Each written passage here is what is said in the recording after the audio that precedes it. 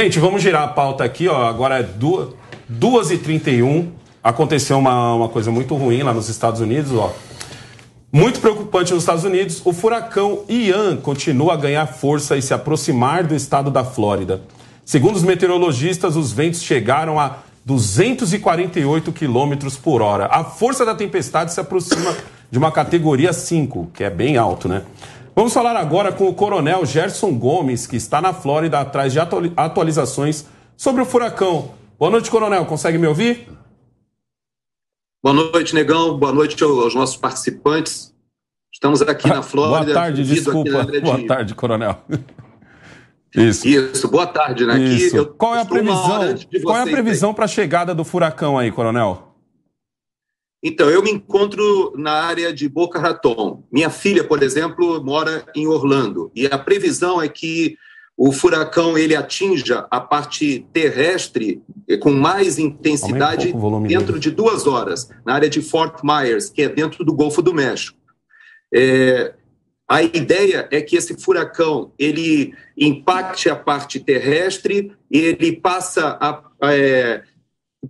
para avançar para dentro do estado da Flórida e vai perdendo intensidade. E vai sair na área de Daytona, provavelmente amanhã de tarde, e aí já novamente ganha intensidade no mar, provavelmente, segue para o norte, e aí vai na direção de North Carolina, Geórgia. Então a gente ainda vai ter bastante impacto em outros estados, provavelmente de menor intensidade, esperamos. Certo. Coronel, uma pergunta pessoal minha. Assim, nós que moramos aqui no Brasil, no máximo a gente tem um pé d'água mais forte, um vento forte que arranca um telhado. O que é, para o senhor que está aí, para o senhor que está vendo de perto, como que é um furacão? Como que é um furacão? Ele vem acompanhado de chuva, ele vem só com vento, ele vem... Como que é a força para a gente ter uma noção, mais ou menos, porque para a gente aqui no Brasil é difícil até de explicar. Talvez o pessoal do Sul ainda entenda um pouco, que de vez em quando dá uns ventos mais fortes lá, mas explica para a gente o que é um furacão categoria nível 5, assim, qual que é a força com que ele chega? Então, o furacão para a população da Flórida é alguma coisa rotineira, vamos dizer assim. E até por ser rotineira, existe toda uma preparação muito bem feita. Então, ainda agora eu estava ouvindo o governador Ron DeSantis falando para a população das medidas que têm que ser tomadas. Existem mais de 200 aeronaves prontas para fazer a assistência depois da passagem do furacão.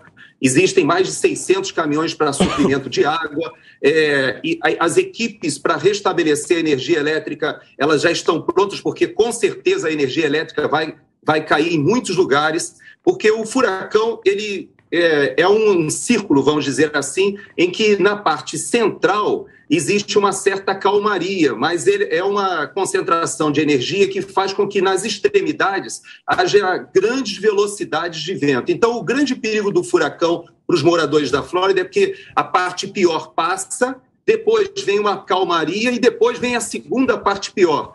Então, há uma necessidade de toda uma preparação. Algumas áreas a população já foi retirada para abrigos, para shelters. Outras áreas a população vai ter que enfrentar porque não dá tempo de sair. E existe uma preparação de alimentação, de água. Por exemplo, uma curiosidade, nós brasileiros que gostamos de churrasco, todos os brasileiros têm uma churrasqueira a gás. E essa churrasqueira a gás, ela acaba tendo que ter um fogãozinho ligado. Então, quando você vai comprar uma churrasqueira, o brasileiro já se preocupa com uma boa churrasqueira que tem esse fogãozinho. Por quê? Porque você, quando a energia elétrica falta, você liga a sua churrasqueira e nesse fogãozinho você faz seu arroz, seu feijão e você toca a vida. O problema da falta de luz é que caem muitas árvores, né? Equipes são mobilizadas para tirar esses escombros das ruas. E a grande preocupação agora em Fort Myers é porque a área da costa de Fort Myers tem rios que desaguam ali e a maré vai subir muito e haverá muitos alagamentos. Então nós temos ventos fortes, alagamentos, falta de energia elétrica, e essa época do ano ainda está muito calor, então falta de energia elétrica significa que você fica dentro de casa sem o ar-condicionado, que é terrível, então muita gente tem o seu gerador também. Então, há toda uma preparação e basicamente, eu posso dizer que é uma combinação de ventos muito fortes, que derrubam muitas casas, árvores, muita chuva, alagamentos e, depois desse período, as consequências da falta de energia elétrica. Beleza. Coronel, eu tenho aqui o Alfredo Scaff, que está aqui do meu lado. Ele gostaria de fazer uma pergunta para o senhor. Coronel, boa tarde. Eu gostaria de saber que nível que ele está agora. E, obviamente, eu vi no mapa, eu gostaria que o senhor confirmasse. Me parece que ele está vindo do oeste para o leste, né? Vai chegar forte em Orlando, mas Miami, Boca, Fort Lauderdale parece que está praticamente livre, né? Ele está indo para dentro e depois ele está subindo, né? Para a gente situar bem, a situação é a seguinte: ele está chegando nas próximas 2 horas com a intensidade máxima em Fort Myers, na área que seria oeste, né, ali do Golfo do México, mas ele se desloca do Golfo do México em direção ao centro da Flórida. Em Orlando, a previsão é que ele já chegue como categoria 1, ou seja, normalmente os furacões, quando eles ganham energia e ganham intensidade com as águas aquecidas, ou do Golfo do México, que é o caso agora, ou do Atlântico ali da costa da Flórida, nesse caso é por dentro do Golfo do México, ele sai de Cuba e ele entra no Golfo do México e agora está infletindo para leste. Essa inflexão para leste, depois que ele passar por Fort Myers, ele vai fazer um grande estrago ali em Fort Myers, na área de Naples, já está chovendo muito, muito forte em Naples, e o que as pessoas pensam que a parte mais dramática do furacão é na parte central, mas na realidade, mesmo aqui em Boca, nós sofremos com os ventos. Então, na parte periférica de toda esse deslocamento do furacão, nós temos muitos ventos que aparecem abruptamente. Então, por exemplo, hoje de madrugada eu fui acordado pelo alarme do celular, é um alarme bem alto, esse alarme é o mesmo que tem quando tem crianças sendo sequestradas, é o mesmo tipo de alarme, aí você ouve, e quando eu fui ver era um alerta de que haveria ventos muito fortes na minha região em poucos minutos. Eu desci, eu lembrei que tinha deixado um vaso numa posição ainda perigosa, tirei esse vaso, porque há a recomendação de você retirar tudo que possa ser levado pelo vento e que possa quebrar ou atingir um vizinho. Então, há todo uma preparação para que Fort Myers e ali a área de Naples e até mesmo um pouco mais ali na Bahia, mais de Tampa, ele vai entrar para Orlando, provavelmente vai chegar em Orlando amanhã de tarde, vai sair por Daytona e aí vai para o norte. Aí ele já chega um pouco mais fraco, né, Coronel? Eu queria entender o que é mais perigoso nesse caso, Coronel. Se eu moro em prédio ou moro em casa? Pelas imagens dá para ver que alguns lugares eles ficam alagados, mas como o senhor mesmo diz, parece que o que alaga mais é quem está mais próximo da praia, não é? Mas em Boca Raton, por exemplo, o pessoal mora mais em casa, em prédio, onde é mais perigoso? Porque o prédio dá a impressão que tem o perigo por causa das janelas de vidro e tal, até para quem está em volta do prédio também morando. O que é mais perigoso, prédio ou casa? Eu creio que aqui há uma preparação, né? Então as janelas, por exemplo, elas já são preparadas para aguentar impacto, tanto de apartamentos quanto de casas.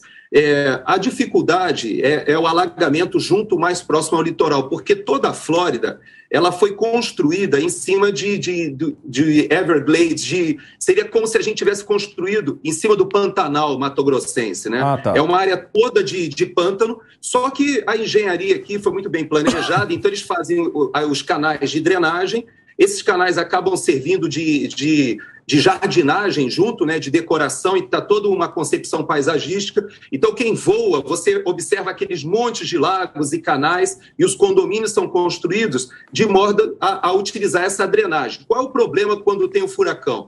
É que a maré eleva muito, e essa drenagem não consegue retirar água das chuvas, então você tem, ao mesmo tempo, um índice pluviométrico elevadíssimo, e não tem para onde escoar a água, porque esses canais de drenagem não conseguem desaguar no mar. Então, isso é que causa os grandes alagamentos. Aqui em Boca, nós temos esse tipo de problema também quando o furacão passa mais próximo. Nesse caso, como ele desviou para dentro do Golfo do México e agora está desviando para leste, nós estamos sentindo os efeitos de grandes chuvas, tornados, né? Os tornados eles são episódicos, mas eles são frequentes nas áreas em que ele vai chegando. Então, o que acontece conosco aqui, por exemplo? Eu fui despertado com um alerta de tornado hoje de manhã, mas nessa região aqui teve mais de 300 tornados. Então, são tornados pequenos, alguns derrubam postes, derrubam árvores e a população acaba ficando sem energia elétrica. Há casas destelhadas já foi decretada emergência pelo governador, então já existe um fundo para a reconstrução de algumas casas que nós já sabemos que vão ser danificadas, e ali, particularmente no Golfo do México, ali na área de Fort Myers e até mesmo na Baía de Tampa, nós vamos ter grandes estragos, né? E a população da Flórida, ela já está acostumada com isso, mas ao mesmo tempo traumatizada, né? Porque nós tivemos furacões muito graves, né? O mais recente é de 2017, né, que é o Irma, mas que foram 50 bilhões de dólares gastos ali para a recuperação depois, com 80 mortos, 7 diretamente e o restante ali quase 70 indiretamente, mas isso traumatiza a população, mas por outro lado também faz com que toda uma expertise seja desenvolvida aqui, né? Eu acho interessante ouvir o senhor falar, porque como cada pergunta que eu fiz, o senhor falou assim, ó, aqui já é um lugar que a gente está acostumado e o próprio governo já se prepara para o que vai acontecer. E é estranho porque aqui em São Paulo, basta dar uma garoa, os semáforos param. Se tiver uma chuva um pouquinho mais forte, a cidade para. E se tiver uma chuva um pouquinho mais forte a ponto de alagar, e são sempre lugares que alagam com frequência, aqui a gente não tem uma espécie de planejamento de infraestrutura, porque chuva em São Paulo deve ser como furacão na Flórida, não é uma novidade. É uma coisa que vai acontecer e você já tem que se preparar. O senhor, como brasileiro, como que o senhor se sente morando aí na Flórida e pensando assim, cara, em São Paulo, no centro, se chover, acabou. Acabou, todo mundo trava no centro por causa de uma chuva. Não é por causa de um furacão, não é por causa de um tornado, é por causa de uma simples chuva. Como o senhor se sente assim? Nós percebemos algumas coisas, porque isso não é exclusivo daí de São Paulo, no Rio de Janeiro também. Nós que moramos no Rio, eu sou originário do Rio de Janeiro, ali na Praça da Bandeira, todo carioca sabe que aquilo ali virava um rio realmente, mas nós percebemos que há todo um esforço aqui que é integrado, né? Primeiro que existe um princípio que é da subsidiariedade, né? O que é isso? As providências são tomadas de baixo para cima. Então, a cidade, o county, tem toda uma preparação, o estado tem uma preparação, os outros estados também já estão preparados para ajudar e o governo federal também está ajudado para auxiliar depois da passagem do furacão. Então, toda essa estrutura, ela funciona, é treinada, e ela, como os furacões não são novidade, né? É interessante como muitas pessoas tentam associar os furacões à narrativa de aquecimento global, mudanças climáticas. Isso não é verdade, porque o histórico de furacões aqui na Flórida, nós temos registros de 1.800 de furacões que já seriam categoria 5. Existem paleontólogos que em algumas ilhas do Caribe descobriram indícios de furacões que seriam categoria 5, datados de 1500, ou seja, isso é um fenômeno que é recorrente, acontece. Então, por causa disso, as autoridades políticas elas são pressionadas a se prepararem. O que nós no Brasil precisamos evoluir, talvez, seja exatamente essas providências passarem diversas administrações para que a gente consiga ir somando providências. Eu imagino que em São Paulo tem uma relação muito grande da drenagem do Rio Tietê e do Rio Pinheiros, há necessidade de se construir galerias. Há países, inclusive, que constroem galerias e que são utilizadas abaixo do sistema de metrô para captação de água e depois aquilo é bombeado. Ou seja, existem várias soluções, demanda dinheiro e por isso às vezes tem que passar 2, 3, 4 administrações, à semelhança do que aconteceu com a transposição do Rio São Francisco, que estava planejado desde Dom Pedro II e só veio ser concluído agora na administração do governo Bolsonaro. Ou seja, os problemas existem, são conhecidos, mas demandam que haja uma execução de várias administrações, é isso que eu imagino.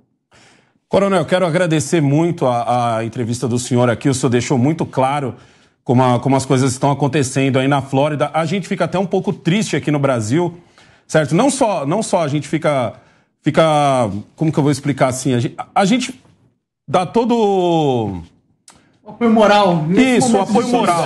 É porque assim, conforme o senhor vai falando, eu vou pensando assim, cara, como é difícil morar no Brasil. Hoje tá chovendo aqui, Coronel, e nem tá chovendo forte. Um trajeto que eu demoro para chegar aqui na Jovem Pan de 15 minutos, hoje demorou 40. Não é um chuvão, não é um... Então, mesmo é legal a gente ver assim como que é morar num país onde as coisas funcionam, ou pelo menos onde o povo cobra que elas funcionem. Quero agradecer mais uma vez aqui a sua presença. Muito obrigado mesmo.